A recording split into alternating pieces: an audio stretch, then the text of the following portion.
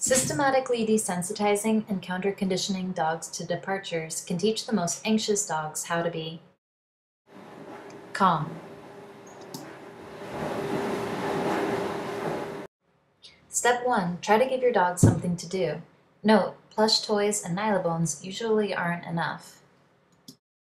Recommended: frozen raw beef bones, bully sticks, or stuffed food toys. If your dog is so anxious that they have no appetite, we recommend hiring a certified professional dog trainer that specializes in behavior modification to assist in a desensitization/counter-conditioning program. Systematically desensitizing dogs to departures will improve their appetite and allow you to utilize food toys and bully sticks as part of a counter-conditioning program.